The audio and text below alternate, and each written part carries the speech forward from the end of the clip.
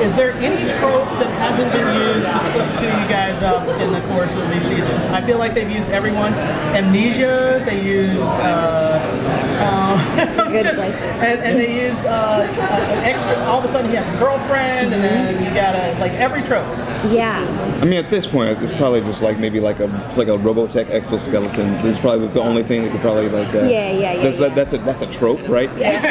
Sure. It's one of the old. Yeah, one of those. Yeah. No, I think that's actually been on purpose. It's part of the lesson of these two characters, these two lovebirds. Their journey is that everything tried to rip them apart. They were faced with every challenge possible.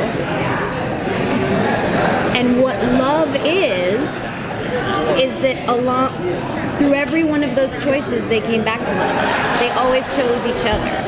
They had easier choices to make, one of which in the beginning, when Eleanor was just being rude, was, you know what, get away from me, I'm not responsible for you. But around every corner, they chose each other, and I think that's what the definition of love was. A philosophical expression that you explored in the show that actually changed your philosophy in real life?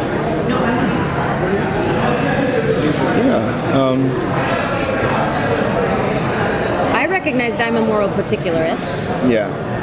Rather than just Kantian or utilitarian, because I've always had a pendulum swing between those two, because I do believe in the greater good, but it's hard to ignore the right decision in front of me, and moral particularism says you can vacillate between the two.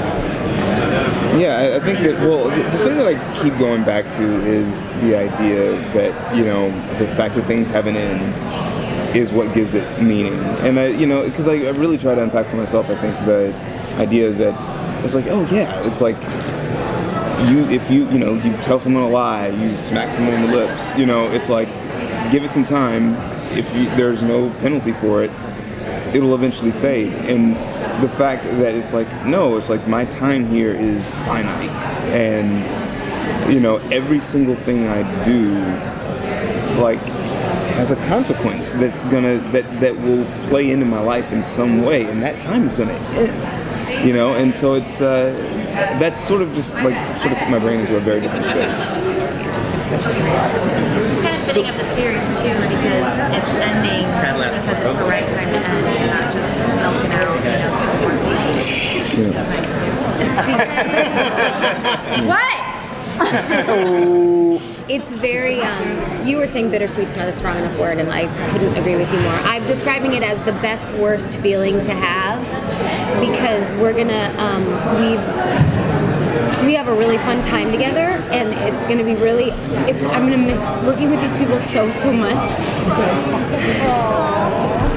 But I feel so grateful to have been a part of something that wasn't just a fun party for me, because it was. Like, I met some of my dearest friends now, but was also a roadmap for how to be a good person. And I hope that when people rewatch the show or watch it for the first time, that they'll go, oh my God, look at all these cool lessons about how we're supposed to share Earth. Because being human is hard, right? And we're talking about hard stuff. I don't want to always be nice to people. I don't even want to always be nice to my kids. They're really annoying sometimes.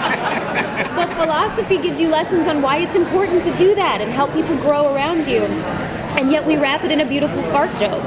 Like, what could possibly be better? I feel like the luckiest person alive, and I also feel lucky that we're with ethically responsible people who have found a perfect ending to this story and decided to execute it, as opposed to go on for 10 more years just because we're getting a paycheck. That's like, what that's art, Yeah.